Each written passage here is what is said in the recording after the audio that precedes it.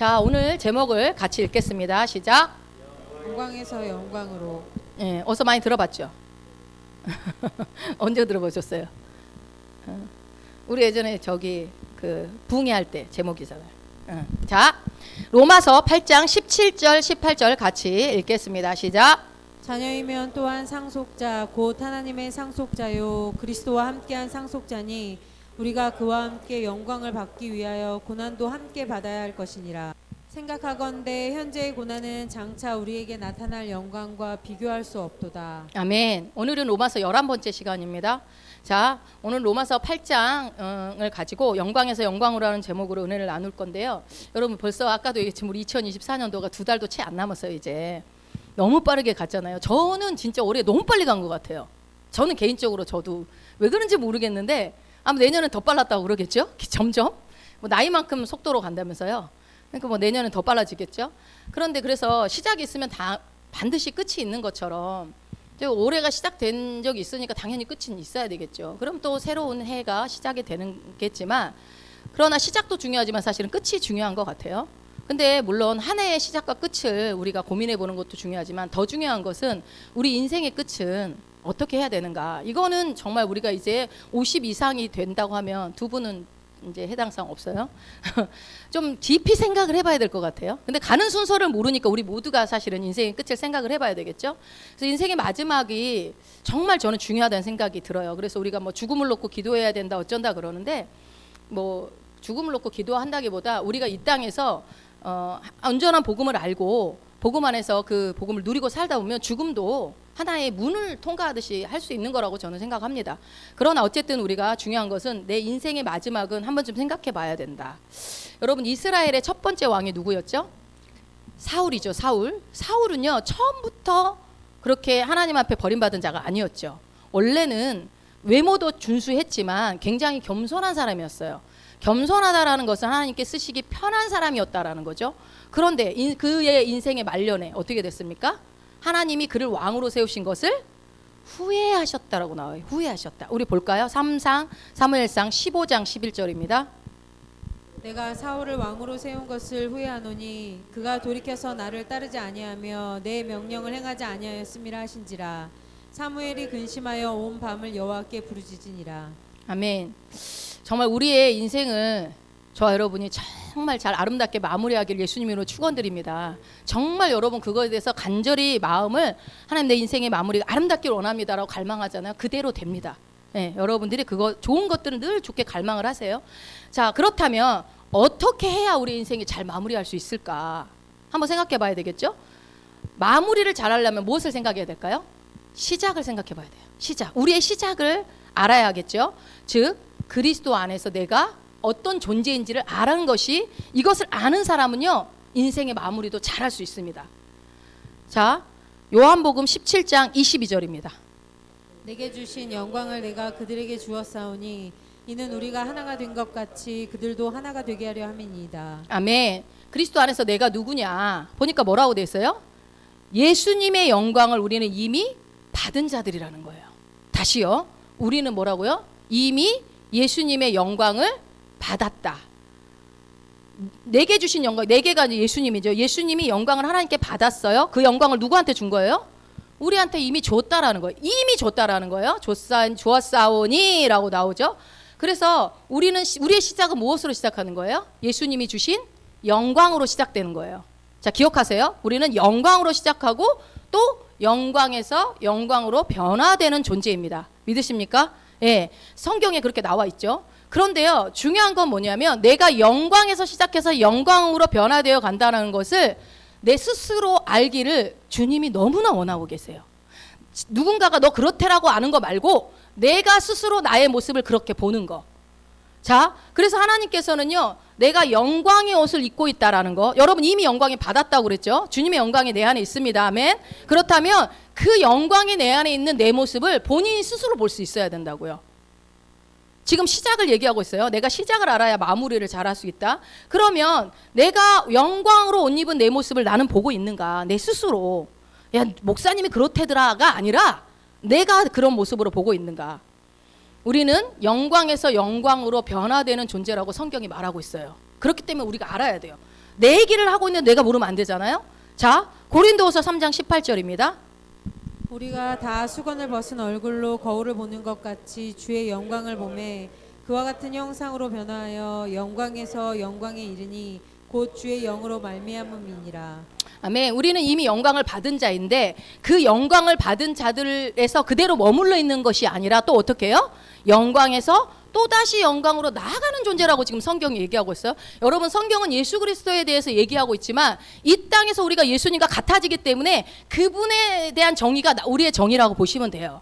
그러니까 우리는 영광에서 영광으로 변화되어 간다라고 지금 얘기하고 있죠. 그러면 여기서 예전에 제가 한번 얘기했지만 한 번 더 짚고 갈게요. 이 변화된다라는 거, 변화하여라는 말이 헬라어는요 뭐냐면요, 한번 읽어봅시다. 메타모르포, 뭐 메타모르파워라고도 하고 메타모르포라고도 하고 뭐 이런, 이게 변화라는 뜻의 헬라어입니다. 근데 이제 영어로는 트랜스포메이션이라고 그래가지고 그 트랜스 바꾼다는 거, 변환, 전환하는 거, 변형, 변화, 이걸 말하거든요. 그러니까 제가 예전에 설명드렸잖아요. 로봇 그 뭐죠? 트랜스포머. 그 영화가 자동차에서 로봇으로 바뀌거든요. 그런 영화 한번 봐보세요. 자동차가 로봇으로 바뀌어요. 로봇가 자동차로 바뀌어요. 완전히 다르게 바뀌어요. 그걸 변형, 변화라고 해요. 조금 비슷한 것이 있는 게 아예 비슷한 게 없어요. 그래서 쉽게 얘기하면 밑에 뭐예요? 애벌레가 나비가 되는 변태를 할 때도 이 트랜스포메이션이라는 말을 쓰는 거 있어요. 메타모르포를 쓰거든요. 그런 변화가 우리 가운데 이루어졌다라는 거예요. 이런 변화. 예. 그러니까 뭐예요? 그냥 겉모습만 바뀐 게 아니라 우리에게 이루어진 이 변화는 상태, 형태, 질, 완전히 근본적인 모든 절대적인 변화가 일어났다라는 거예요. 그게 누구한테 일어난 일이에요, 여러분? 예, 우리한테 일어난 거예요. 여러분, 이거 인식하는 거 굉장히 중요합니다. 이것만 잘 인식해도요, 신앙생활이 완전히 달라져요. 완전히.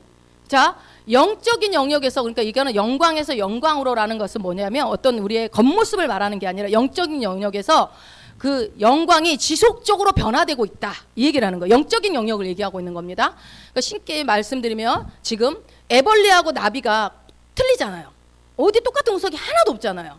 그렇게 우리는 변화된 자라는 겁니다. 메타모르포. 근데 이 변화가 일어난 이 단어가 이제 성경에 쓰인 것들을 우리가 보면 첫 번째로 변화산에서 예수님이 변형된 모습이에요. 그냥 예수님이, 우리가 생각하는 예수님의 모습이 딱 이런 모습이 이렇게 돼 있으니까 뭐 빛이 났겠거니 뭐 하얗겠거니 막 너무 막 눈이 부셨겠거니, 우리가 이 정도밖에 생각을 못하지만 이 원어의 뜻을 보면 우리가 상상할 수가 없어요. 왜냐하면 그때 예수님이 변화산에서 완전히 변형된 모습을 제자들에게 보이거든요. 그 변형된 모습. 자, 우리는 그 은혜로 말미암아 그 변형된 모습의 그 사람들이 나도 해당되는 사람이라는 것을 여러분, 우리가 이거를 믿어야 돼요. 예수님이 그렇게 변화산에서 변형된 것처럼 우리도 변형된 사람이에요. 우리가, 제가 주일학교 애들한테 우리 외계인이야 라고 얘기를 한다는 게 뭐냐면 이 새로운 피조물이라는 하나님의 자녀라는 이 변형된 이런 사람들은 이 땅에 예수 믿는 사람밖에 없거든요. 이 종족은. 자, 그래서 우리도 메타모르포가 일어난 사람이라고요. 완전한 변형된 사람. 이것을 여러분들이 이해하는 쉽게 단어를 말하면 거듭난 사람들입니다. 여러분이 거듭나셨습니까? 그래서 예수 믿고 거듭났습니다 라고 얘기하는 것은 뭐예요? 나는 완전히 변형되었습니다. 나는 완전히 이전하고 다른 사람입니다 라고 얘기하는 것과 같은 얘기입니다. 자, 그러면 거듭났다라는 것은 우리가 계속 새로운 피조물이라고 얘기하는데, 피조물이라는 것은 재창조가 일어났다라는 거예요. 근데 앞에가 새로운이 붙었어요. 그렇다면 뭐예요? 이전에 없던 새로운 창조물이 누구다? 나라는 거예요. 우리가 잘 알지만 다시 한번 고린도후서 5장 17절, 여러분 이거 외우시죠? 자, 시작. 그런즉 누구든지 그리스도 안에 있으면 새로운 피조물이라. 이전 것은 지나갔으니 보라 새 것이 되었도다. 아멘. 여러분, 이전 것은 이미 지나가 버렸다니까요. 이전에 자꾸 예전에 실패했나, 자꾸 그 뭐 죄지었던 나, 그거 제발 묵상하지 마세요. 이전 것은 이미 십자가에서 끝났어요. 끝났고 지금 뭐래요? 보라 그러잖아요. 제발 좀 봐라. 뭐가 됐대요? 새 것, 뉴, 새 것이 되었다. 완전히 변화된 존재가 되었다라고 지금 얘기합니다. 이전 것은 지나갔으니까 당연히 새 것이 되었겠죠. 자, 그러면 이렇게 질문할 수 있어. 아니, 완전히 변화됐다면서 무슨 또 영광에서 영광으로 변화된다고 얘기하십니까? 라는 질문이 나와야 되겠죠. 아니, 이미 다 변화됐다면서요. 새로운 피조물이 됐다면서요. 근데 왜 영광에서 영광으로 또 변화되라는 말을 하십니까? 뭔 뜻이에요? 왜 그러는 거예요? 아니, 성경이 오류네. 아니요. 여러분 우리가 알아야 될 것은 여기서 영광의 뜻을 알아야 돼요. 여러분 영광이 무슨 뜻이에요? 영광. 우리는요 여러분 성경을요 자꾸 내 지식적인 수준에서 생각을 해. 내가 알고 있는 지식과 내 도덕적인 생각, 내가 갖고 있는 경험으로 자꾸 해석을 하니까 엉뚱한 해석을 하는 거예요. 자, 여기서 영광이라는 것은 뭐냐면요, 영광은 어떤 의견, 판단, 관점을 얘기해요. 그러니까 만약에 우리가 하나님께 영광이라고 할 때는 뭐예요? 그분에 대해서 내가 갖고 있는 의견이 있을 거 아니에요. 그분이 갖고 있는 어떤 관점이 있어요. 그분은 위대하십니다. 그분은 선하십니다. 그분은 아름다우십니다 할 때 뭐라고 한다고요? 하나님께 영광 이렇게 표현하는 거예요. 그러니까 영광이라는 게 뭐 되게 추상적이니까 여러분이 영광 하면서 하나님 뭐 내 마음 받으세요 뭐 이 정도가 아니라 내가 갖고 있는 하나님에 대한 의견을 표현하는 거라고요. 영광이. 그러니까 하나님의 영광이라고 할 때는 다시 한번 말씀드립니다. 하나님이 누구신지에 대한 올바른 판단이 있어야 돼요. 그 판단이 없이 영광 그런 거는 잘못된 거예요. 내가 하나님에 대해서 어떤 올바른 판단을 갖고 있는가. 그러니까 어떤 영광에서 영광으로, 그러니까 아직 영광이 없는데 영광 되어지게 변화되어 간다라는 의미를 얘기하는 게 아니라고요.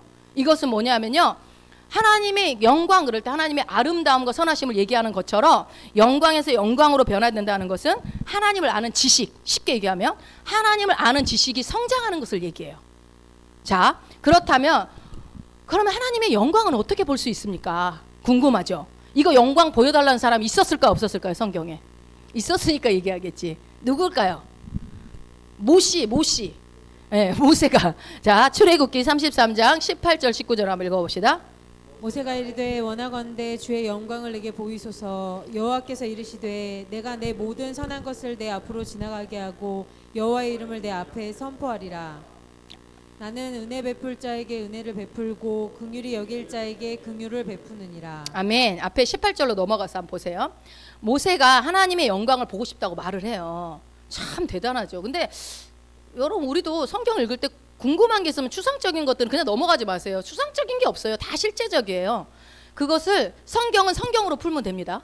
물론 사전적인 의미도 있지만 성경은 성경으로 풀면 돼요. 자, 여기에 성경 안에 답이 있어요. 그러니까 주님, 하나님 나에게 영광을 좀 보여주세요. 그랬더니 하나님이 뭐라고 얘기해요? 내가 내 모든 선한 것을 네 앞으로 지나가게 하겠대요. 뭔 말인지 모르겠어 도대체. 선한 것을 지나가게 하고 또 뭐예요?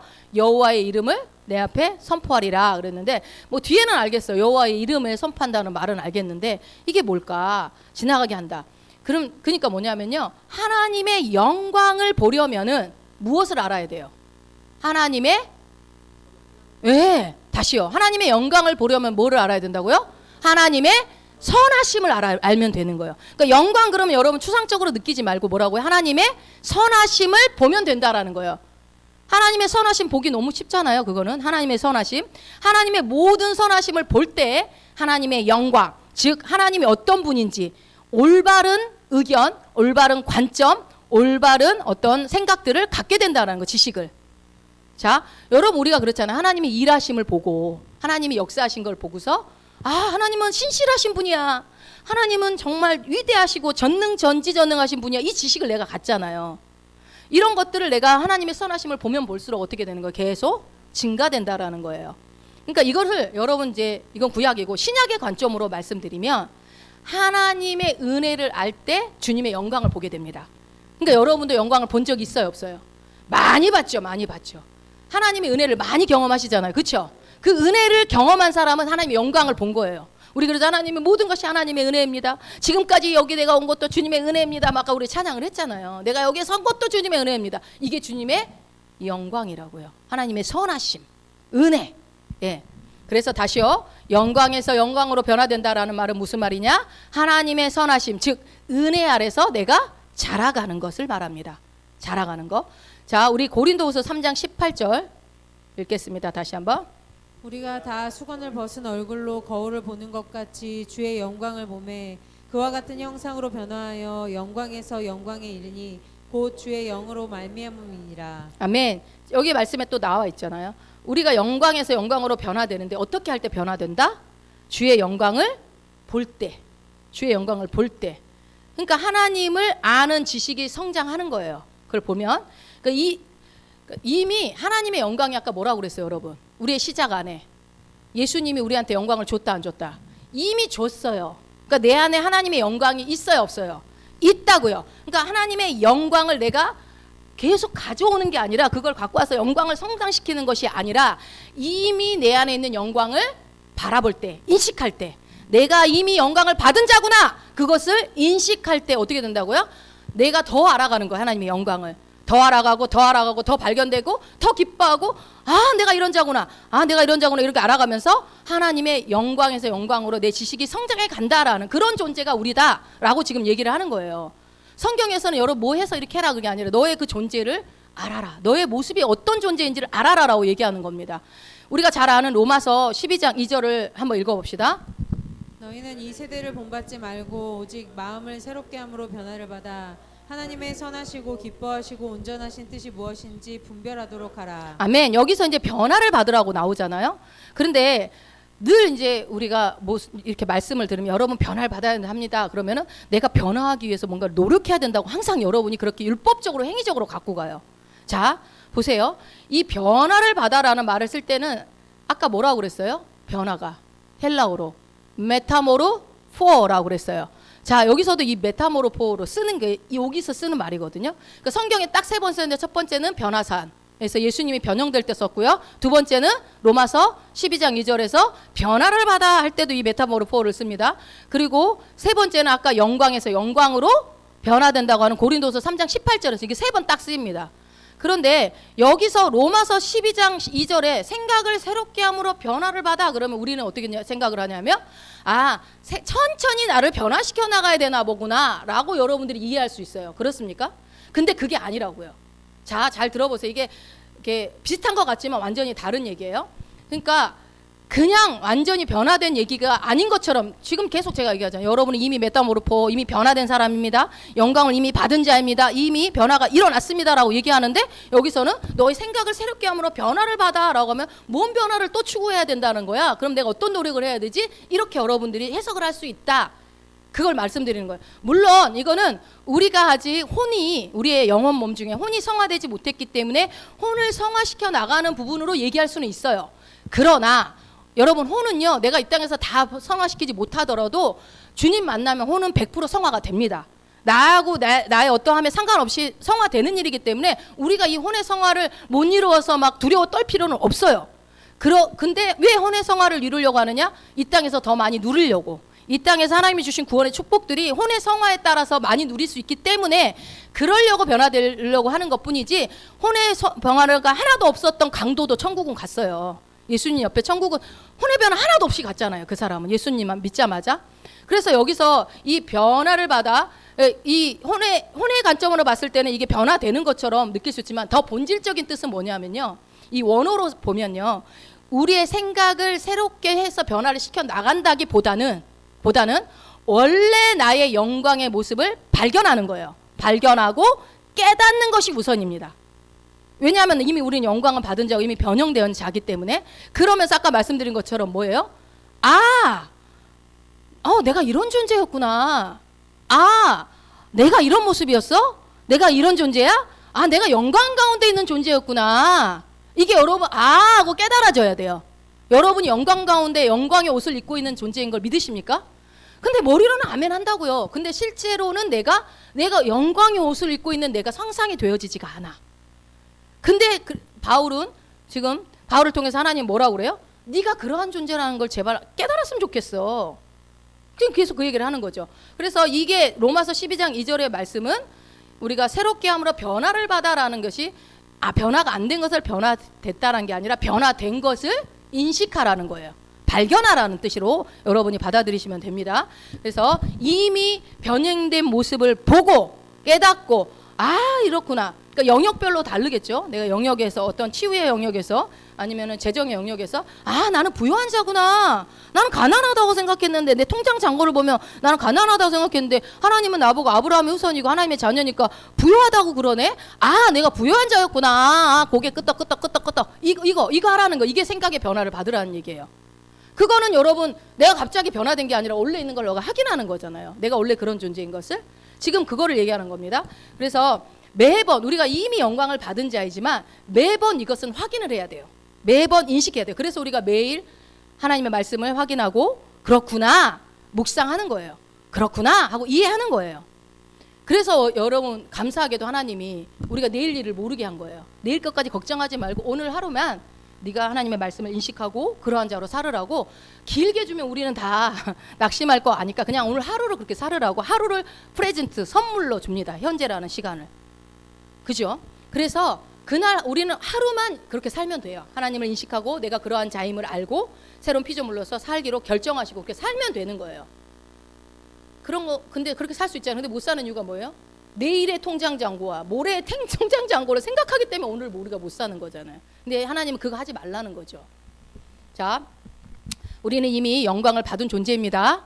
아멘. 그렇지만 주님을 계속 알아감으로 인해서 그 은혜를 알고 또 영광에서 영광으로 계속 그 지식이 성장해 가는 자들임을 믿으시기 바랍니다. 자, 로마서 8장 17절도 한번 보겠습니다. 자녀이면 또한 호사 곧 하나님의 호사요 그리스도와 함께 온 호사니 우리가 그와 함께 영광을 받기 위하여 고난도 함께 받아야 될 것이니라. 아멘. 저와 여러분은요, 우리 그리스도인들은 누구냐면요, 영광 가운데서 하나님의 자녀라는 것을 인식해야 돼요. 여러분 하나님 자녀이시죠? 이거를 부정하는 사람은 없을 것 같아요. 하나님의 자녀라는 걸. 근데 이거를 늘 인식해야 돼요. 근데 늘 인식 안 하잖아요. 하나님의 자녀라는 것을 힘들 때 한 번씩 물론 생각을 할 수 있지만, 근데요 하나님의 자녀일 뿐 아니라 하나님이 우리에게 여러 가지 말씀을 해주시는데 여기서 뭐라고 그래요? 하나님의 뭐래요? 상속자래요. 상속자인데 어떤 상속자래요? 그리스도와 함께한 상속자. 그리스도와 함께한 상속자. 그러니까 이게 무슨 말입니까? 여러분 믿으세요? 내가 하나님의 상속자인 걸 믿으세요? 아버지의 모든 것을 물려받을 사람이라고요. 근데 그걸 누구랑 공동 상속자라고요? 예수님과 그럼 50%밖에 안 갖고 오네. 이게 아니라 여러분 우리는 받을 자격이 없는데 예수님이 하나님 거 아들로서 다 받는 거를 나도 똑같이 받는다는 의미예요.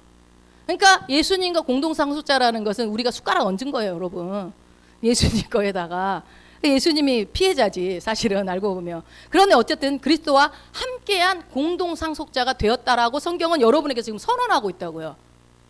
여러분 부모님이 100억 부자여서 근데 얼른 안 돌아가시면은 내 거 아니지. 돌아가시고 나야 될 거 되면 육신은 아버지 돌아가시기를 빌지 어떨지 모르겠지만 그거와 우리는 다른 거 뭐냐면 이미 우리는 예수님이 내어놓으시면서 같이 상속을 이미 받은 자입니다. 또 다른 상속은 물론 하늘나라 가서 또 받는 것도 있지만 이 땅에서 이미 상속을 받은 자라는 것을 여러분 믿으셔야 돼요. 그러므로 여러분 늘 기억해야 될 건 뭐냐면 내가 누군지를 알아야 돼요. 그리고 내가 그리스도 안에서 무엇을 가졌는지를 알아야 돼요. 이거는 얘기하는 거 뭐냐면 여러분이 뭔가를 가졌거든요.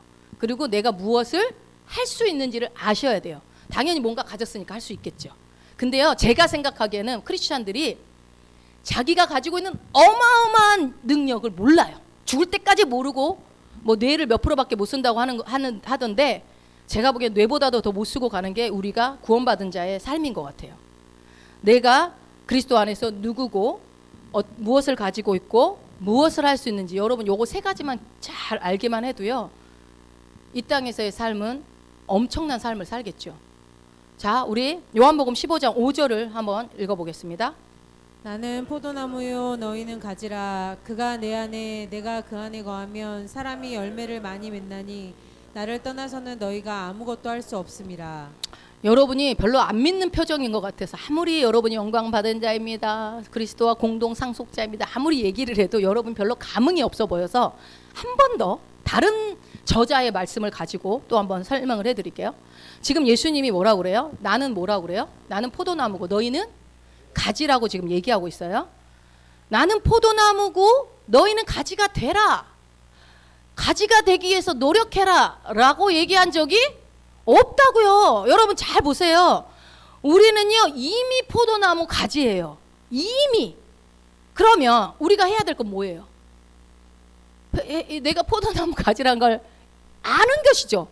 아는 것만 하면 돼요. 나 포도나무 가지구나. 나 가지구나. 이거 알면 된다고요. 어려워요? 하나도 안 어려워요. 내가 가지라는 것을 깨닫기만 하는 것이 내가 할 일이라고요. 깨닫는 거. 우리는 포도나무 가지가 되기 위해서 애쓸 필요가 없어요. 노력할 필요가 없다고요. 왜 포도나무 가지가 되려고 노력하십니까? 이미 바지라고 하는데. 이미 포도나무의 가지인 것이에요. 자, 우리는 포도나무이신 예수님의 가지로서 예수님 안에 머물러 있으면 되는 겁니다. 자, 어떻게 그럼 예수님 안에 머물러 있다는 말 도대체 뭔 말이냐? 기독교 말들이 너무 어려워. 그러니까요, 이해가 안 되는 것들이 많죠. 여러분, 예수님 안에 머무른다는 게 무슨 뜻이에요? 지금 그랬잖아요. 예수님 안에 머무르기만 하면 됩니다. 어떻게 머무르는 거냐? 도대체 어떻게 머무르는 거야? 교회에 주구장창 앉아있으면 되는 거냐? 이겁니까? 이거는 뭐냐면요, 여러분의 위치를 인식하라는 거예요. 다시요, 아까 그것 같아요. 내가 누구인지를 아는 것과 같은 말이에요. 그러니까 내가 어떤 위치에 있는지를 인식하는 것이 예수 그리스도 안에 머무르는 거라고요. 그게 가지로서의 삶이라고요. 자, 내가 뭐를요? 내 위치를 인식했더니 아까 뭐라고 그랬어요? 나는 하나님의 자녀고 예수 그리스도와 함께한 공동 상속자의 위치라는 거예요. 여러분의 위치가. 그러면서 뭐라고 그래요? 예수님이 공동 상속자니 내 양 같은 제사장이니 택하신 족속이요. 뭐 이렇게 얘기를 해줘도 안 믿으니까 더 뭐래? 야야, 내가 포도나무고 너는 가지. 그 말은 무슨 말이에요? 가지도 포도나무예요. 네가 나고 내가 너다, 이 얘기입니다. 그러니까 우리가 이 땅에서 예수님과 같아졌다는 말을 예수님이 직접 얘기하신 거예요. 그러니까 어떻게 해요? 포도나무 가지라는 것을 여러분이 눈으로 확인하고 입으로 말하고 믿음으로 인식하면 돼요. 취하면 돼요. 인식하고 말하고 믿음으로 취하고, 이걸 반복하시면 돼요. 안 믿어지면, 그러니까 제가 그랬잖아요. 여러 가지 영역에 있는 걸 한꺼번에 다 하려고 하지 마시고, 내가 만약에 치유가 필요하다 그러면은 성령님도요, 여러분이 관심 있는 것만 도와드려요. 그분은 억지로 막 다 이렇게 다 해주시는 분이 아니에요. 내가 관심 갖고 있고 내가 갈망하는 것을 더 도와주시고 그것에 응답을 주시고 그것에 대해서 계시를 더 열어주셔요. 그러니까 어떻게 해요? 만약에 치유가 필요하다면 어떻게 합니까? 내가 지금 몸이 계속 아파. 그러면 얘가 이 부분에 내가 내 위치를 알아야 되잖아요. 내 위치는 병자의 위치인가요? 아니죠. 십자가에서 이미 질병을 담당하셨다고 그랬어요. 끝나버렸다고 그랬어요. 그러면 여러분, 그래서 아유 저렇게 말하면 나 아픈 거 같고 맨날 저렇게 정죄하냐가 아니라 알려드리는 거니까 해보시라고. 뭐라고 그래요? 치유는 나의 것입니다. 나는 하나님의 신성한 건강을 누리는 자입니다. 예수님이 채찍에 맞음으로 이미 나음을 입었습니다. 예수 이름 앞에 질병은 다 떠나가야 합니다. 나는 나았습니다. 주님 안에서 치유는 일어날지어다 하면서 계속 내 상황을요 나한테 인식시켜 주는 거예요. 어떻게 해요? 머리로 인식하고 입으로 말하고 마음으로 믿는 거예요. 구원을 이루는 것처럼. 그렇게 이거를 어떻게 해야 된다? 반복하시면 됩니다. 어떻게 될 때까지? 내가 완전히 내 말하는 것과 생각하는 것과 마음 일치될 때까지. 그러면 역사는 일어나는 거죠. 자, 여러분, 마귀는요, 마귀가 하는 전략이 있어요. 마귀가 무슨 일을 하냐면요, 예수 그리스도 안에 있는 우리의 위치를 못 보게 해요. 지금 말씀드린 이 위치를 절대 못 보게 합니다. 무엇을 보게 하냐면요, 우리의 상태, 우리의 현재 내 컨디션만 보게 해요. 내 상태와 컨디션, 그것에 자꾸 집중하게 합니다. 자, 우리가 여러 가지 환경과 상황에 직면했을 때 내가 누구지? 나의 위치는 어디야? 이거를 먼저 딱 생각해 놔야 돼요. 어떤 어려움이 왔을 때. 그러니까 만약에 재정적인 어려움이든 어떤 건강의 문제든 아니면 어떤 관계의 문제든 어떤 내 안에 문제가 있을 때 그때 제일 먼저 생각해야 되는 게 뭐라고요? 내 위치. 나는 누구지? 내가 어떤 자? 이 문제 앞에 나는 어떤 자지? 내가 문제 속에서 밑에 깔아앉은 자인지 문제를 다스리는 자인지를 알으라는 거죠. 자, 그러면은 근데 마귀는 어떻게 한다고요? 야, 네 상태가 지금 어떠냐? 네 컨디션이 지금 어떠냐? 네 질병의 정도가 상중하 중에 뭐냐? 중증이냐? 계속 그 문제에 집중하게 만드는 게 마귀가 하는 짓이에요. 왜 마귀가 문제에 집중하게 하고 내 컨디션과 상황에 집중하게 하냐면요, 내 위치를 알고 인식하는 걸 못하게 하려고 그래요. 왜냐하면 내 위치를 인식하고 나는 이 질병에 깔아앉을 자가 아니구나. 나는 이미 신성한 건강이 내 안에 있구나. 나는 예수님이 채찍에 맞음으로 이미 나음을 입었기 때문에 나는 그 건강을 누려야 하는 자구나 라는 것이 인식이 되어지면요, 이 문제를 거뜬히 이겨낼 거라는 걸 마귀도 알아요. 마귀가 그걸 아니까 절대로 그걸 인식하지 못하게 만드는데, 인식하지 못하게 하는 방법이 뭐라고요? 내 상태와 컨디션에 집중하게 만든다고요. 내 컨디션이 이렇게 처지니까 내가 이러니까 이러면서 계속 거기에 이제 집중하게 되면은 문제가 이렇게 커 보이는 거죠. 그러면 내 위치는 보이지 않고. 그러나 여러분, 제가 이해하기 쉽게 말씀드렸잖아요. 우리의 위치는 어디라고 그랬어요? 산 아래, 산 중턱, 산 꼭대기. 산 꼭대기 어렵게 올라가서 꼭대기까지 올라갔습니까? 아니요. 세상 종교는 밑에서 올라가지만 우리는요. 위에서 그냥 떨어졌어요. 떨어졌다고 그러니까 이상하네. 헬리콥터 타고 가가지고 그냥 내려주신 거예요. 그래서 우리는 처음부터 시작이 산 꼭대기에서 시작해요. 그래서 우리가 고군분투하면서 올라갈 일이 하나도 없어요. 다 위에서 통치하고 다스리고 점령하는 삶을 사는 게 우리가 할 일이에요. 아담이 빼앗겼던 통치권이 이미 우리에게 왔다고요. 근데 이거를 아무리 얘기해줘도요. 믿는 사람만 그런 삶을 살 수 있기 때문에 우리가 믿음으로 사는 자니까 어떤 사람은 통치하고 다스리고 살지만 어떤 사람은 내 위치와 내 상황과 내 상태에 내 컨디션에 집중하다 보니까 그냥 깔려서 이제 천국 가는 거 정도로만 끝나는 인생이 될 수도 있다라는 거죠. 자, 여러분 그리스도 안에 있는 내 위치를 항상 인식하시기 바래요. 그리스도 안에서 내가 어떤 위치인지. 여러분은 뭐라고요? 포도나무 가지입니다. 가지. 그래서 그것을 여러분의 위치와 위치 속에서 딱 서세요. 어떤 문제 앞에 내 위치를 딱 서세요. 서서 그 문제를 바라보기 시작하는 거예요. 그러면요 어떤 문제도 여러분을 집어삼킬 수 없습니다. 그래서 우리가 고백기도 집에 그런 게 있죠. 나는 상황을 변화시키는 자입니다. 뭘로? 말로. 여러분의 말로 변화시킬 수 있어요. 우리가 말로 시인해서 구원을 얻듯이 여러분이 말로 내 모든 상황을 바꿀 수 있어요. 저 산더러 들리워 바다에 던지우라고 말하면 그렇게 되리라 했어요. 의심하지 말고. 그러니까 어려울 게 없습니다. 하시면 됩니다. 자, 그래서 아까 뭐라고 했어요? 요한복음 15장 5절에 보니까 끝에 가서 뭐라고 그랬어요? 우리가 내가 그 안에 거하면 그 사람이 뭐를 많이 맺는데요? 열매를 많이 맺게 된다고 얘기하고 있어요. 그러니까 여러분 우리가 그 앞부분이 내가 가지라는 것에 대한 위치 인식이 안 돼 있으면 열매가 있어요? 없어요? 없겠죠. 주님은 계속 수익을 보내는데 이게 더 이상 바깥으로 열매를 맺는 데를 못 쏟아내는 거죠. 자, 그래서 열매를 내가 가지라는 위치 인식만 하기만 하면은 일단은 열매는 나에게 주어진 겁니다. 그 열매를 따먹게 돼. 그 열매를 우리가 따먹게 되는 거예요. 그러니까 그 수액이 포도나무의 그 가지에서 수액이 뿌리를 통해서 양분이 올라오겠죠. 영양분이 올라와서 그게 가지로 가서 그게 열매를 맺게 하는 거잖아요. 그렇다면 여러분 가지인 우리 안에 뭐가 흐르고 있는 거예요? 예수 그리스도의 생명이 흐르고 있는 거예요.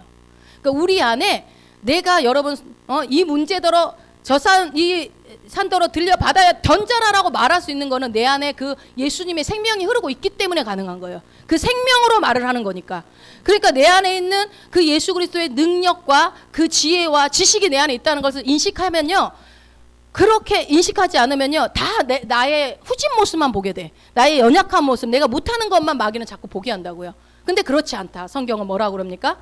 네가 그 수액이 흐르고 있어. 그러니까 너는 열매를 맺을 수밖에 없어. 그러니까 너가 열매를 맺을 수 있도록 그거를 어떻게 하라는 거야? 인식하고 풀어내라는 거야. 이건 내가 해야 돼요, 여러분. 어떻게 해요? 나는 그러한 자야. 나는 가지야. 나는 열매를 맺는 자야. 나는 열매를 맺을 수밖에 없어. 이 열매를 다른 사람을 섬겨. 내가 다른 사람 교회를 세워. 내가 다른 구제하는 삶을 살 수밖에 없어. 나는. 그거를 자꾸 알려줘야 된다. 여러분 이게 별거 아닌 것 같지만 그렇게 할 때 성령이 도우세요. 이렇게 안 하면 성령은 안 도우세요. 성령님은 절대로 스스로 알아서 우리를 덮는 분이 아니에요. 그분은 우리가 도와달라고 할 때만 도와줍니다. 요청을 할 때만. 자, 그런데 우리 오늘 본문 로마서 8장 17절을 한번 다시 한번 보겠습니다. 자녀이면 또한 상속자 곧 하나님의 상속자요 그리스도와 함께한 상속자니 우리가 그와 함께 영광을 받기 위하여 고난도 함께 받아야 할 것이니라. 아, 이 말씀은 별론 것 같아. 그렇죠? 이 말씀은 이때까지 좋았는데 별론 것 같아요. 상속자까지는 좋은데 그 다음에 뭐라고 그래요? 그와 함께 영광을 받기 위해서 뭐를요? 고난도 함께 받으래. 아이, 이건 마음에 안 돼. 이건 지워. 그냥 넘어갈까요? 그냥? 아니, 영광을 받게 고난도 왜 함께. 근데 여러분 여기서 이제 우리가 궁금해해야 돼. 아니, 예수님이 고난을 받으실 이유가 있어요? 예수님은 고난을 이미 받으셨죠. 어디서요? 십자가에서 이미 다 받으셨어요. 예수님은 더 이상 고난을 받으실 필요가 없다고요. 근데 예수님은 고난을 받으실 필요가 없는데 예수님과 함께 영광을 받기 위해서 예수님과 함께 고난을 받아야 된다고 지금 얘기하고 있단 말이에요. 허허, 이게 도대체 무슨 말입니까? 그러면 이 그리스도와 함께 고난 받는다는 게 무슨 뜻이냐, 이거를 알면 되겠죠. 우리가 또 고난 그러면 막 인생의 막 어려움, 막 이런 풍파, 막 질병, 가난, 막 이런 것만 생각하는데, 자, 바로 이게 무슨 말이냐면요, 이미 일어난 것을 인식하라는 거예요. 자, 다시 예수님과 함께 우리가 십자가에 못 박혔다는 걸 여러분 믿으셔야 돼요.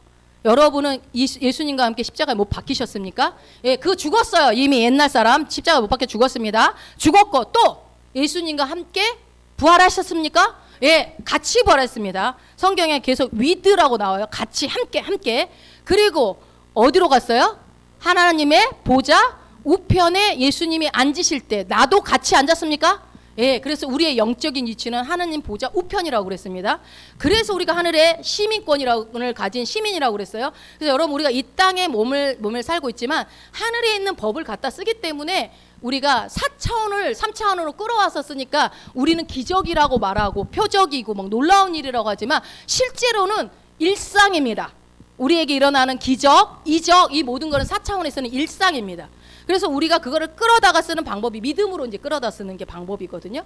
그래서 우리가 이 땅에서 믿음이 없으면 우리 외계인들은 우리 새로운 피조물 종족들은 힘들어요. 믿음으로 사는 자이기 때문에. 그래서 힘든 거예요. 믿음이 없이는 하나님을 기쁘시게 못한다는 말이 뭐냐면요. 나 믿음으로 하나님 기쁘시게 해야 되겠다 이 뜻이 아니라 아버지이신 하나님이 안타까우신 거예요. 야, 너가 믿음으로 이 하늘에 있는 모든 걸 갖다 다 써야 되는데 그거를 못 갖다 쓰고 있으니까 내가 마음이 좋지 않다 이거지. 여러분이 막 기쁘시게 하고 노력하라는 얘기가 아니에요. 자, 그것을 예수님과 함께 죽고 살고 보좌 우편에 앉았다라는 것을 여러분이 믿으셔야 된다고. 그걸 인식하셔야 된다고요. 그것이 내가 그래서 예수님 안에서 거듭난 자, 새롭게 살아난 자이고 생명을 누리는 자가 되었고 예수님과 공동 상속자가 되었다라는 것, 영광을 받은 자가 되었다라고 하는 것을 인식하라는 얘기예요. 이 말씀이 고난을 받으라는 얘기가. 자, 이 얘기를 야 그렇게 마음대로 네 마음대로 해석하면 되냐? 좀 설명을 해드릴게요. 그러니까 한번 더 들어보세요. 자, 로마서 8장 18절 한번 읽어보세요. 생각건대 현재의 고난은 장차 우리에게 나타날 영광과 좋게 비교할 수 없도다. 아멘. 여기서 보니까 현재의 고난이 나와요. 현재의 고난. 아까 고난을 함께 받으라는데 현재 고난이 나오죠. 이 현재 고난이라는 것은 헬라어로 여러분 뭐라고 하냐 한번 보세요. 다음 거. 카이로스라고 그래요. 카이로스. 여러분 카이로스 들어보셨죠? 카이로스는 뭡니까? 하나님의 시간, 하나님의 섭리가 있는 시간, 하나님이 역사하는 시간을 카이로스라고 그래요. 그러니까 지금 현재 고난을 카이로스라고 표현했어요. 원어에는. 우리는 이제 현재 고난이라고. 그러니까 한글 성경의 번역 때문에 우리가 오류를 많이 겪죠. 그러니까 헬라어 그 그리스에는 시간을 두 가지 개념으로 해석을 해요. 첫 번째 뭐요? 크로노스. 이건 뭐야? 물리적인 시간을 말해요. 아침, 점심, 저녁 이런 일반적인 시간을 얘기하는데 카이로스는 뭐라고요? 하나님의 시간. 그러니까 하나님의 섭리, 하나님이 일하시는 시간을 카이로스라고 합니다. 그러면 로마서 8장 18절에서 이 현재의 고난이라는 것은 뭡니까? 하나님이 일하시는 시간을 말하는 겁니다. 일하시는 시간, 하나님 역사하는 시간. 근데 이 하반부에 보니까 장차 우리에게 나타날 영광과 비교할 수 없다라고 나와 있어요. 비교할 수 없다. 근데 여러분 여기서 이 장차라는 말이 우리나라에서는 미래적인 느낌이죠. 언어에는 이게 없습니다. 이 장차라는 단어가 왜 들어갔는지 모르겠어요. 그러니까 아마 그 번역을 하면서 이게 느낌이 미래적인 개념으로 하니까 장차라는 단어를 쓴 것 같아요. 근데 우리나라 말에는 이 장차 때문에 엄청나게 의미가 달라져요. 장차 우리에게 나타날 영광과 그러면은 우리는 지금 영광이 안 나타난 거잖아요. 근데 뭐라고 그랬어요? 우리의 영광은 이미 받았어요. 이미 나타났다고요. 그 이미 나는 영광을 받은 자예요. 그러니까 이 장차라는 말이 틀린 말이에요. 틀렸다고 하면 안 되지. 그냥 원어로 보면 이게 없습니다. 없는 거예요. 그러면 이제 어떻게 될 거예요? 그러니까 이게 뭐라고 그러냐면 바울이 앞으로 영광이 나타날 거야. 앞으로 우리 안에서 그 영광이 나타날 거야라고 얘기하는 게 아니라고요. 이 말 뜻은. 그동안은 계속 우리는 그렇게 의미했죠. 그러면은 원어까지 갈 필요도 없어요. 영어 성경을 이제 나중에 한번 보세요. in us라고 나와요. INUS. in us가 뭐예요? 우리들 안에 있는 영광이라는 표현이 나와요. 그러니까 장차라는 말이 있으면 안 돼요. 그러니까 우리 안에 있는 영광이 나타난다라는 거예요. 앞으로 있는 것이 아니라 지금 현재 고난 안에는 현재 고난 속에 하나님이 일하는 그 카이로스 시간 안에서 내가 뭐가 나타난다고요? 내 안에 이미 받은 영광이 드러나는 시간이 된다 이 뜻입니다. 여러분이 이때까지 알고 있는 것과 너무 다르죠. 장차 앞으로 그러면 이미 이루어진 구원은 그럼 아직 안 이루어진 겁니까? 그러니까 여러분 신앙생활이 뭔가 이루기 위해서 달려가는 시간이 아니라고요. 누누이 얘기합니다. 이미 되어진 것들 인사이드 아웃 안에 있는 것을 풀어내는 게 신앙생활입니다. 계속 우리가 이미 이룬 거 예수님이 십자가에서 다 이루었다 다 이루었다 하는 것을 내가 그것을 알고 풀어내는 것이 신앙생활이라고요. 자, 그러니까 우리 안에 이미 영광이 있는데 이것이 이제 드러나기 시작할 거다. 언제? 하나님이 일하시는 카이로스 시간에 그 시간에. 그러면 야, 그러면은 진짜로 그러냐? 예, 한번 성경을 한번 봐봅시다. 시편 23편, 우리가 잘 아는 시편 23편 3절 4절 한번 읽어봅시다. 내 영혼을 소생시키시고 자기 이름을 위하여 의의 길로 인도하시는도다. 내가 사망의 음침한 골짜기로 다닐지라도 해를 두려워하지 않을 것은 주께서 나와 함께 하심이라. 주의 지팡이와 막대기가 나를 안위하시나이다. 아멘. 우리 앞절로 3절로 가가지고 참된 목자이신 우리 하나님이요, 이 영혼을 자기 무엇을 위해서? 이름을 위해서. 여러분, 이름을 걸었어요. 하나님이 여러분에게 명예를 걸었다고요. 그분의 명예, 그러니까 그분의 전부를 건 거예요. 우리한테 명예를 걸으면서 어떤 길로 인도하신대요? 의의 길, 가장 좋은 길로 인도해 가신다라는 겁니다. 근데 그 다음 절 봐보세요. 내가 뭐라고요? 사망의 음침한 골짜기를 다닐지라도. 그러니까 무슨 말이에요? 하나님이 가장 좋은 길, 의의 길로 인도해 가신다고 하는데 우리가 사망의 음침한 골짜기 같은 시간이 있다 없다? 있다라는 거예요. 하나님 인도해 가시는데. 그래서 이건 너무 고난의 시간이야 라고 하는 시간들이 반드시 있다라는 거죠. 그러나 두려워하지 말아라 라고 지금 얘기하시는 거죠. 왜냐하면 주님이 내가 너와 함께하고 있다 라고 얘기하는 거예요. 그러니까 우리가 두려워하지 않을 이유는, 내가 사망의 음침한 골짜기가 죽을 것 같은 환경이 있다 할지라도 두려워할 이유가 없다라는 것은 뭐예요? 예수님이 하나님이 나와 함께 하시기 때문이라는 거죠. 지금 말씀에서 그 말은 뭐예요? 함께 한다라는 말은 여러분을 보호하고요, 인도하시고요, 지키시고 한다는 거예요. 뭘로요? 주님의 지팡이와 막대기가 나를 인도하신다는 거. 옛날에 지팡이와 막대기는 제가 설명 한번 했던 것 같은데 잊어버리셨죠? 예. 그 막대기로 막 양들을 막 생명을 살릴 때 막 던지고 끌어올리고. 지금은 그런 얘기 할 때가 아니니까. 어쨌든 그렇게 갖은 수단을 써서 목자가 양을 지키듯이 우리를 반드시 지켜내신다는 얘기를 하시는 겁니다. 그래서 어떻게 해요? 결국은 우리를 어디로 인도하는 거예요? 푸른 초장으로 이끌어 가셔요. 우리의 최종 목적지 어디? 푸른 초장. 자, 시편 23편 5절도 한번 읽어봅시다. 주께서 내 원수의 목전에서 내게 상을 차려주시고 기름을 내 머리에 부으셨으니 내 잔이 넘치나이다. 아멘, 아멘. 이게 무슨 말이에요? 내가 느끼기에는 사망의 음침한 골짜기지만 하나님은요, 가장 좋은 길로 인도하고 계시는 것 뿐이라는 거예요. 하나님의 입장에서는 사망의 음침한 골짜기가 아니고 가장 좋은 길로 가는 과정 속에 있다라고 지금 얘기하는 거죠. 왜 그러냐? 이 사망의 음침한 골짜기 때 하나님이 하신 일이 있잖아요. 뭐를 해요? 원수의 목전에서 상을 차려주세요. 하나님이 차려주시는 상은 몇 첩반상일까요? 이 상을 차려주시고 또 뭐예요? 내게 기름은요, 제사장하고 왕한테만 부어주시는 거예요. 그거를 나한테 부어주시겠다는 거예요. 최고로 높이겠다는 거죠. 원수의 목자, 야, 너 예수 믿는데 그런 꼬라지가 뭐냐? 예수 믿는데 그렇게 사냐? 그런 원수들 앞에서 상을 차려주시고 기름을 콸콸콸 부어주는데 왜 제가 콸콸콸이라고 합니까? 내 잔이 넘치게 부어주신다. 쪼잔하게 그냥 살랑차 조금 이렇게 안 해요. 넘치도록 주님이 부어주겠다고 지금 약속하시는 거예요. 그러니까 여러분, 근데 내 인생은 그럼 언제 잔이 넘치냐? 이렇게 얘기하지 마시고, 그동안 내 잔이 넘칠 것들을 상상하고 입으로 말하고 선포 안 했잖아요.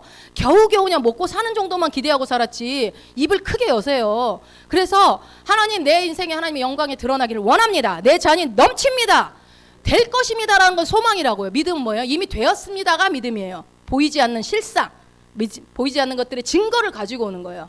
갖고 와서. 그래서 아까 뭐라고 했어요? 우리 안에 영광이, 하나님의 선하심이, 하나님의 은혜가 드러나는 인생을 너희가 살게 될 것이다 라고 얘기하는 게 시편 23편입니다. 믿으십니까? 예, 우리 출애굽까지 하나만 더 보고 마칠게요. 출애굽기 15장 23절. 마라에 이르렀더니 그곳 물이 써서 마시지 못하겠으므로 그 이름을 마라라 하였더라. 아멘. 마라, 여러분 알죠? 마라탕이 아니라 마라. 마라. 이스라엘 백성들이 노예로 있다가 드디어 출애굽을 하게 됩니다. 그리고 홍해를 건넜어요. 그리고 살 길을 갑니다. 근데 목이 말라요. 그러니까 우리가 살면서 인생에 그 사람들은 구름기둥 불기둥으로 인도를 받고 있는데, 그러면 뭐예요? 하나님이 인도하고 있는데 하나님 뒤를 따라가고 있는데 목이 마르는 일이 발생한 거예요. 근데 어떻게 해요? 마라에 왔는데 마라에 물이 있었죠. 근데 그 물이 무슨 물이었어요? 너무 써서 먹을 수 없는 물이었다고요. 이게 고난이 온 거예요. 그러니까 뭐라고요? 아니, 하나님의 인도를 따라왔는데 구름기둥 불기둥으로 하나님이 오라는 대로 내가 뒤따라왔는데 어떻게 이럴 수가 있어? 나한테 어떻게 하나님이 이럴 수가 있어? 이제 이러는 거예요. 불평불만을 하는 거예요. 자, 여러분, 하나님이 지금 마라로 이끌어 가셨나요, 하나님이? 구름기둥 불기둥 인도해서 마라까지 왔다니까요. 그럼 하나님이 인도하신 거잖아요. 내 인생에, 내 삶에 이런 일이 일어난 건 하나님이 내가 인도해서 내가 이때까지 내가 죄를 졌어. 내가 주일날 빠지기를 했어. 내가 그래 봤자 뭐 몇 번 빠졌고, 그렇게 내가 그래도 죄 안 짓고 믿음으로 살려고, 기도하며 살려고 내가 얼마나 애를 썼는데 어떻게 내 인생에 이럴 수가 있어요, 하나님? 하신 분이 있다면 지금 이 이스라엘 백성과 같은 거예요. 말아가지고 어떻게 쓴물이 있을 수가 있어요, 막 이러는 거죠. 근데 여러분, 하나님이 마라로 이끄신 게 아니에요. 이게 무슨 말이냐? 물론 하나님이 마라까지 오게 하신 건 맞아요. 최종 목적지가 마라가 아니라는 거예요. 우리가 성경을 좀만 인내심을 가지고 몇 절 뒤로 가봅시다. 출애굽기 15장 27절, 4절만 더 뒤로 가면 어떤 일이 일어나는지 보세요. 그들이 엘림에 이르니 거기에 물샘 12과 종려나무 70그루가 있는지라. 거기서 그들이 그물 곁에 장막을 치니라. 아멘. 엘림이 어디입니까? 오아시스. 여기 보니까 뭐야? 물샘이 몇 개나 있어요? 12개. 종려나무가 막 70그루, 70그루가 있고, 그 오아시스도 엄청 큰 오아시스인 거예요. 여기까지 인도하는 게 하나님의 목적이었어요. 지금 엘림으로 가는 중에 마라에 지나쳐 가는 길이었다고요. 그래서 결국은 뭐예요? 하나님은 조금만 더 가면 엘림 있는데 마라에서 쓴물 나타나니까 불만하고, 하나님이 살았네 죽었네 나를 죽이네 살리네 하면서 불만하는 거죠. 사람들이 왜 그랬을까요? 이스라엘 백성들이 왜 그랬을까요, 여러분? 참을성이 없어서, 못돼 처먹어가지고 그냥 아주 그냥 생각이 없어가지고, 이거 다 믿음이 없어가지고 그냥 본인들한테 지금 얘기하는 거죠 지금. 자, 단순해요. 이유는 아주 단순해요. 엘림이 보이지 않아서 그랬어요. 여러분의 삶에 지금 여러분의 그 보이지 않는 실상, 믿음으로 여러분의 것들을 지금 말씀에서 원하는 것들 이미 믿음으로 취한 사람은요, 지금 현재 상황하고 아무 상관이 없어요. 내가 믿음이 어떤 내 상황인지 내가 위치를 아니까. 그러니까 출애굽해서 그렇게 홍해바다까지 건너서 오신 하나님이 쓴물을 맞이했을 때 어떻게 해야 돼요? 정상적이라며? 이 쓴물에서 멈추지 않고 반드시 맑은 물을 주시겠구나. 이게 쓴물이, 하나님 우리 쓴물 주려고 오게 하실 분이 아니야. 그러니까 이들은 아직 하나님에 대한 지식이 별로 없는 거예요. 영광에서 영광으로 아직 자라지 못한 거예요. 그러니까 그런 불평불만한 거예요. 그러니까 믿음이 없다는 말이 맞을 것 같기도 해요. 하나님에 대한 지식이 없으니까. 엘림이 보이지 않아서 그렇게 된 거죠. 그래서 그럼 우리가 해야 될 일은 뭐예요? 그러면 우리가 진짜 하나님 믿는 자녀들이라면 지금 당장 엘림이 보이지 않아도 어떻게 해야 됩니까? 하나님께서 나를 위해서 엘림이 예비되어져 있다는 것을 여러분이 믿으셔야죠. 믿으십니까? 나에게는 엘림이 있습니다. 한번 따라해 봅시다. 나에게는 엘림이 있습니다. 예, 아멘. 하나님이 예비해 두셨거든요. 아까 푸른 초장을 예비해 놓고 끌고 가시는 목자이신 예수님이 결국은 사망의 음침한 골짜기를 지나서 푸른 초장으로 인도하시는 것이 목적인 것처럼, 여러분 우리가요 인생의 과정 속에서 이런 일도 겪고 저런 일도 겪지만요, 내 위치를 알면 그게요 내 상황에 내가 빠져들지 않아도 돼요. 아프지 않아도 되고 가난하지 않아도 되고 힘들지 않아도 되는 거예요. 왜요? 그것을 내가 믿음으로 갖고 취하고 있으면 그때 성령님이 막 일하실 거거든요. 근데 우리가 그 믿음으로 취하지 못하고 있기 때문에 일을 하지 못하세요. 하나님이 능력자신데 왜 우리 믿음으로 살아야 된다니까요. 믿음으로 사는 자라고요. 성령님도 지금은 우리가 성령님이 우리의 삶을 이끌어 가시잖아요. 그분은 내가 요청할 때만 도와주신다니까요. 그러니까 여러분 자꾸 성령님께 요청을 하시면 되겠죠.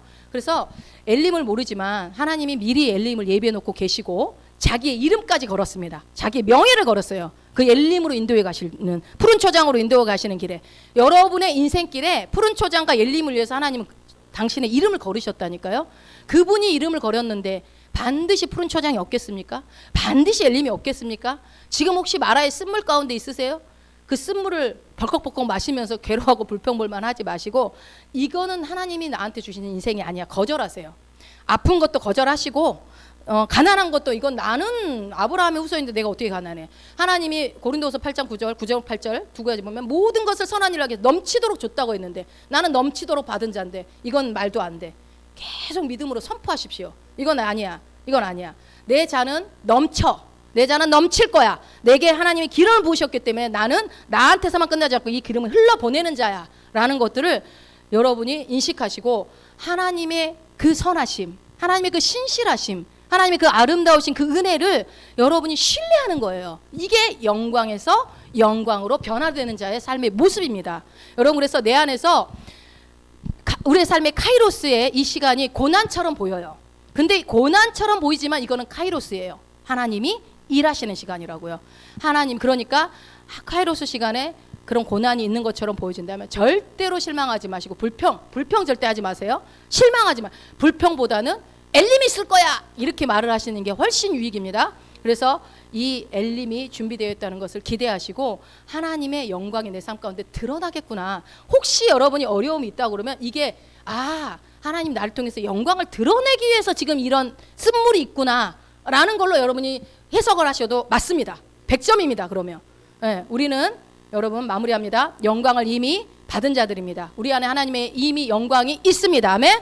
그래서 영광에서 영광으로 자라는 인생이고 이것이 여러분 신앙생활이에요. 그러니까 신앙생활은 딴 게 아니에요. 이미 받은 거, 이미 하나님이 이루어 놓으신 것들을 인식하는 거예요. 인식하고 말하고 풀어내는 거. 그래서 여러분 내가 뭔가를 하는 게 아니에요. 그걸 인정해드리고 믿음으로 반응하고 계속 여러분이 선포하며 나아갈 때에 결국은 어때요? 더 크고 더 넓고 더 위대한 하나님의 영광의 삶 가운데 드러납니다. 실제로 살아내신 분들도 있고요. 그렇게 여러분이 살아내고 있는 과정 속에 있다고 저는 믿습니다. 그래서 여러분 우리의 하나님의 은혜를 날마다 맛보고 영광이 내 안에서 드러나는으로 인해서 결국은 우리가 안식하는 삶, 하나님을 찬양하는 삶, 그 삶을 살게 될 것을 하나님은 우리에게 허락했음을 여러분 믿으시고 우리의 인생이 이미 그것은 이루어진 이름을 믿음으로 선포합니다.